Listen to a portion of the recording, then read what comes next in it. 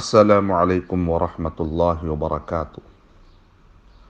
الحمد للہ رب العالمین والصلاة والسلام علی رسولہ الکریم وعلی آلہ واصحابہ اجمعین، اما بعد۔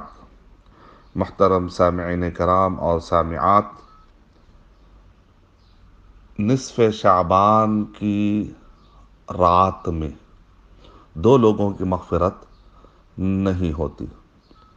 نصف شعبان کی رات میں یعنی 15ویں شعبان کی مغرب سے فجر تک، جس کو آپ رات کہتے ہیں، نصف شعبان کی رات کہتے ہیں، دو لوگوں کی مغفرت نہیں ہوتی، دو لوگوں کو معاف نہیں کیا جائے گا۔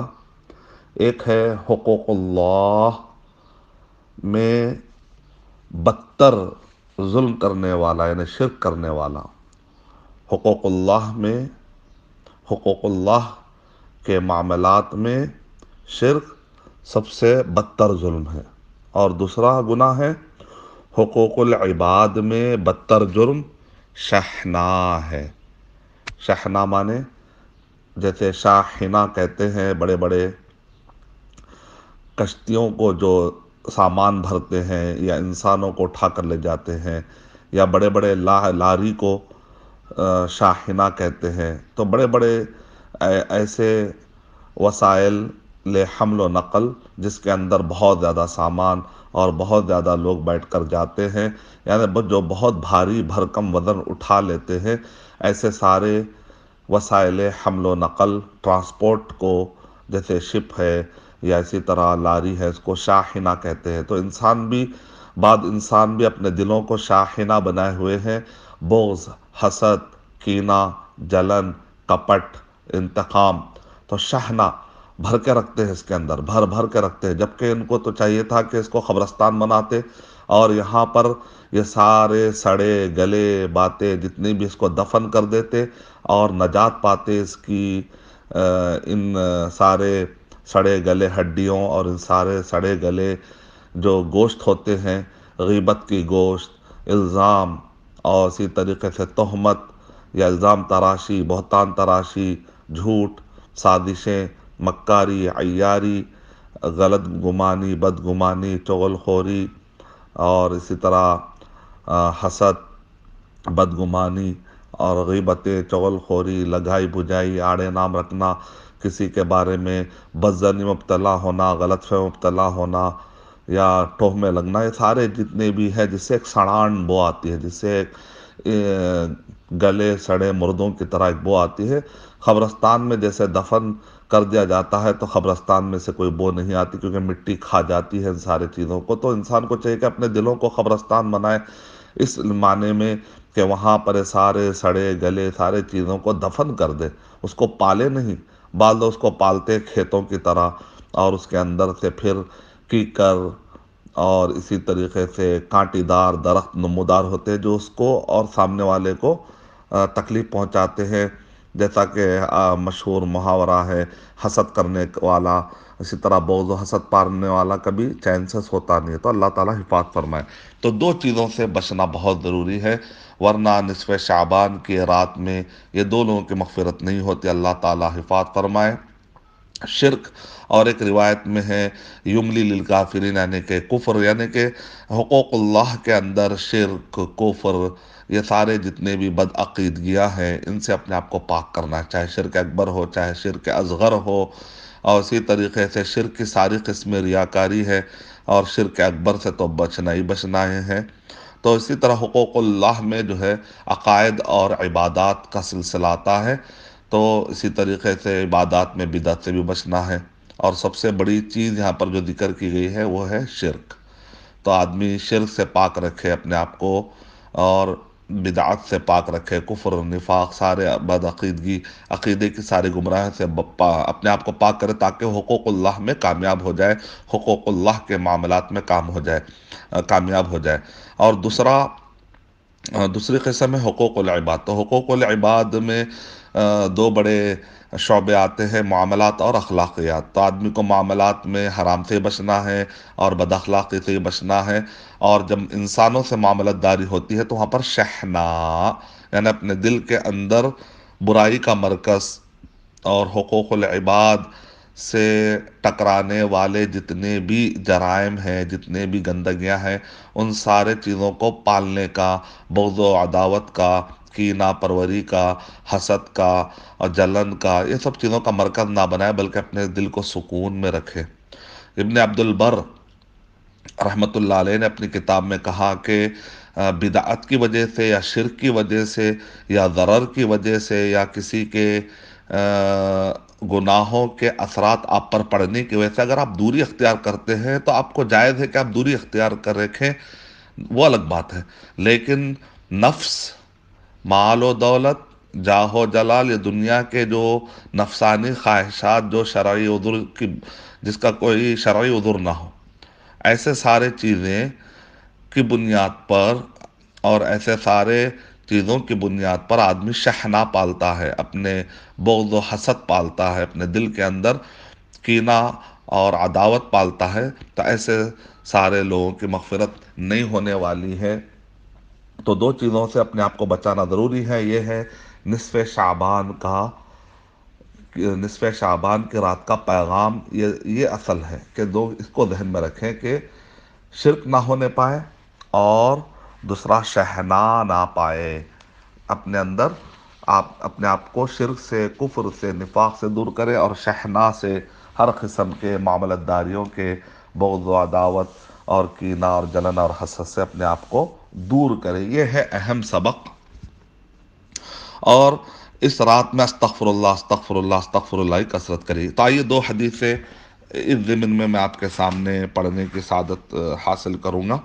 ایک حدیث یہ ہے کہ اللہ کے نبی صلی اللہ علیہ وسلم نے ارشاد فرمایا، صحیح الجامع الصغیر حدیث نمبر 4268، 4268، کہ اللہ کے نبی صلی اللہ علیہ وسلم نے ارشاد فرمایا، فی لیلۃ النصف من شعبان، نصف شعبان کی رات میں، یغفر اللہ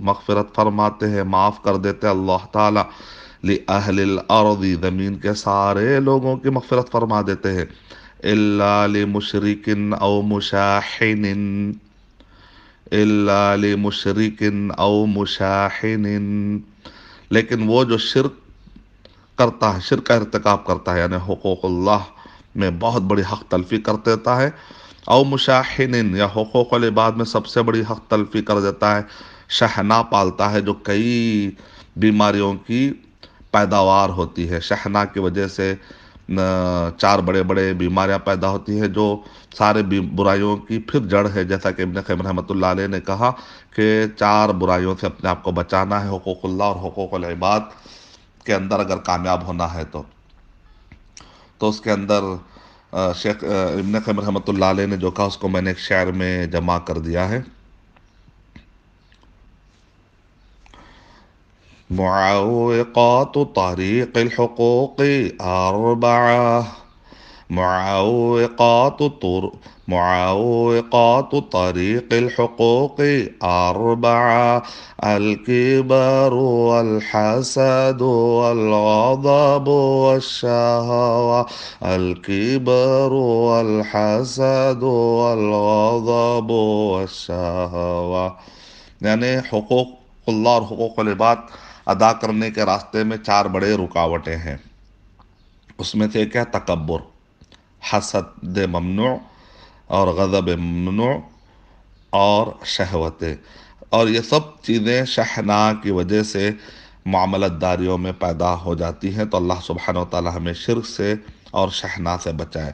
تو شیخ البانی رحمۃ اللہ علیہ نے صحیح الجامع صغیر حدیث نمبر 4268 میں اس حدیث کو صحیح کہا ہے۔ تو آپ اس کو ذہن میں رکھیں، اور ساتھ میں ان سارے غلط چیزوں سے، منکرات سے اور بدعتوں سے بچانا ضروری ہے۔ شیخ البانی رحمۃ اللہ علیہ نے اصلاح المساجد کے حاشیے میں جہاں پر اس حدیث کو صحیح کہا، اسی طرح سے الجامع صغیر میں بھی صحیح کہا، سلسلہ صحیحہ میں بھی صحیح کہا، وہیں پر شیخ البانی رحمۃ اللہ علیہ نے نصیحت کرتے ہوئے یہ بھی فرما دیا کہ وہ حدیث موضوع اور من گھڑت ہے۔ ضعیف الجامع صغیر حدیث نمبر 652 میں شیخ البانی رحمۃ اللہ علیہ نے کہا کہ موضوع ہے کہ جب وہ نصف شعبان ہو تو فقوموا لیلہا وصوموا یومہا، کہ رات میں جگو اور دن میں روزہ رکھو، یہ من گھڑت ہے۔ تو ایسا رات بھر جگنے کا کوئی ثبوت نہیں ہے، اور دن میں روزہ رکھنا ایسا خاص طور پر نہیں ہے۔ کسی کو اگر عادت ہے کہ وہ رات میں تہجد میں اٹھتا تھا تو اٹھ جائے، لیکن خاص اس کے لیے نہ اٹھے، جیسا کہ ابن رجب الحنبلی نے اور ابن حجر رحمۃ اللہ علیہ نے، امام نووی رحمۃ اللہ علیہ نے، شیخ بن باز رحمۃ اللہ علیہ نے، اور شیخ البانی رحمۃ اللہ علیہ نے خاص طور سے کہا کہ یہاں پر احیاء اللیل یا رات بھر جگنا یا خاص اس کے لیے تہجد پڑھنا نہیں۔ کوئی اگر عادی ہے تو یقیناً تہجد کا ٹائم پہ وہ تہجد پڑھے گا، ٹھیک ہے، تو وہ الگ بات ہے۔ دوسری نصیحت یہاں پر ہمیں یہ ملتی ہے کہ اجتماعی طور پر مسجدوں کو سجانا، مسجدوں میں جاگنا، خم خمے لگانا، قبرستانوں کو سجانا، اس کا بھی کوئی ثبوت نہیں ملتا ہے۔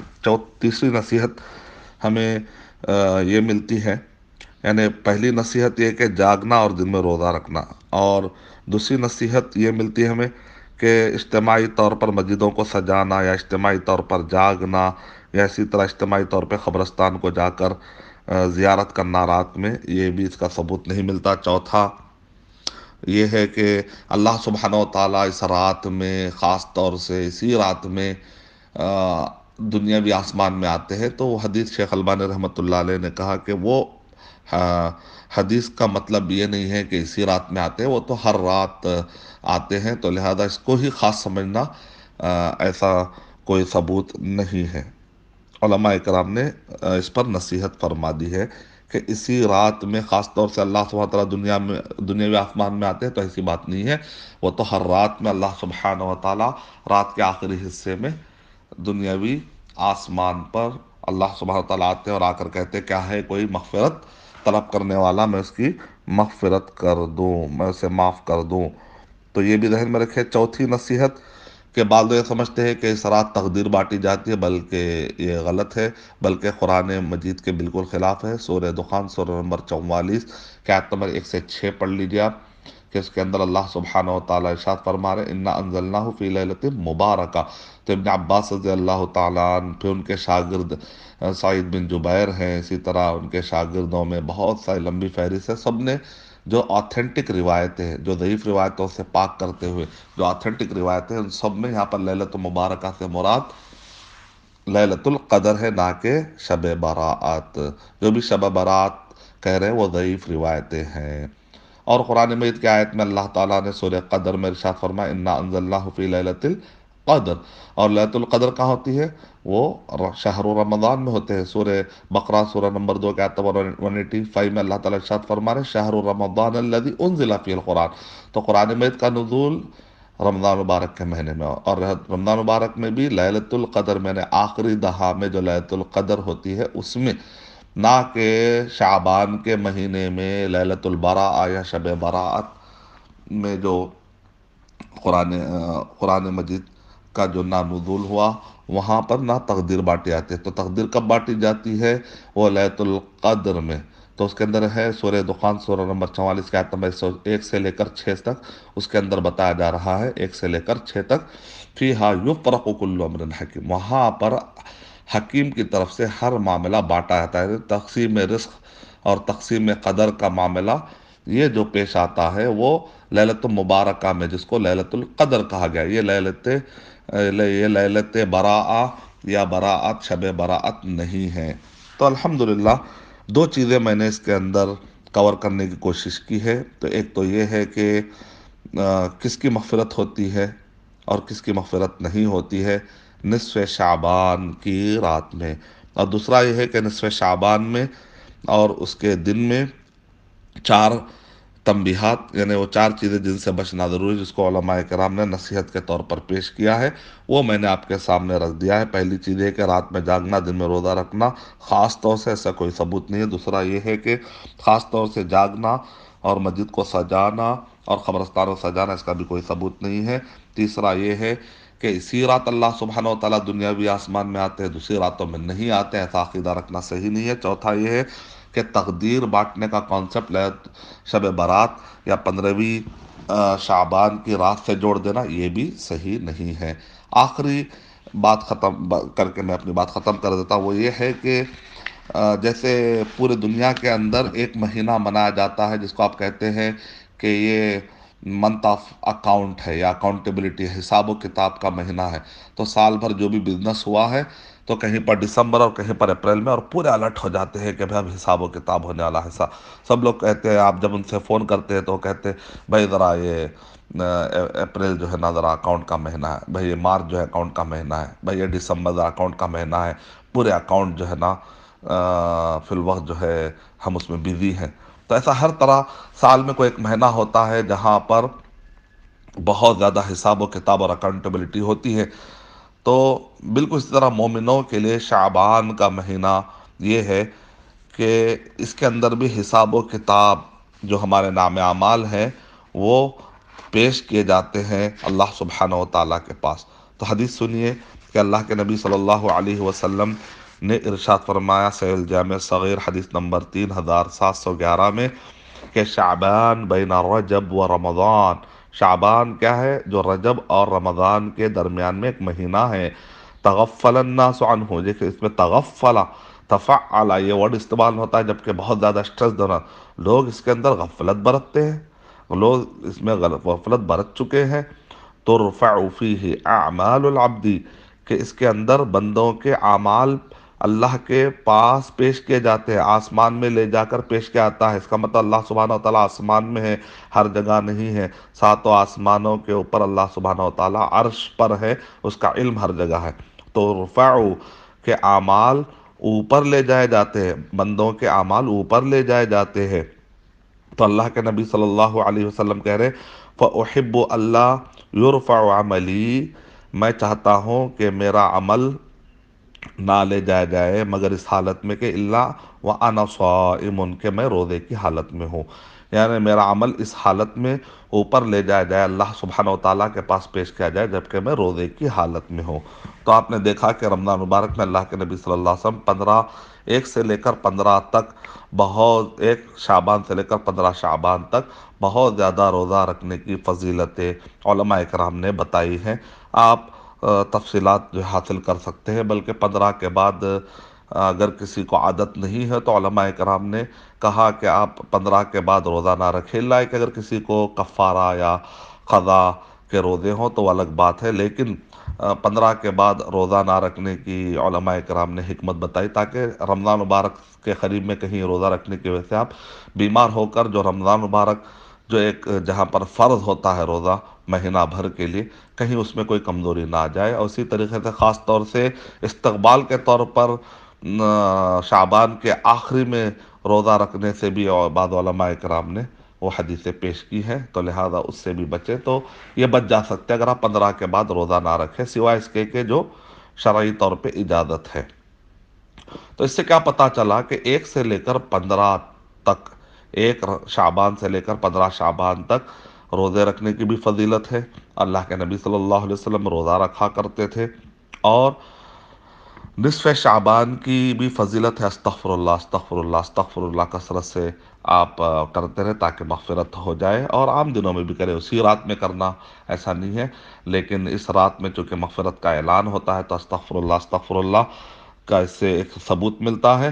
اور آدمی لیکن اس کو خاص نہ بنا لے کہ اسی کے لیے خاص ہے، اور کو دعا کرے کہ اس سے اہم یہ ہے کہ آدمی دعا کرے کہ اپنے آپ کو شرک سے پاک کرے اور شہنات سے پاک کرے. میں اللہ تعالیٰ سے دعا کرتا ہوں کہ اللہ سبحانہ و تعالیٰ علماء کرام کی ان بتائی ہوئی نصیحتوں پر ہمیں عمل کرنے توفیق عطا فرمائے.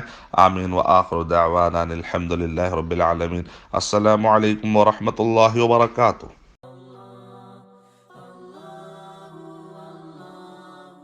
For authentic Islamic information, please log on to www.askislampedia.com.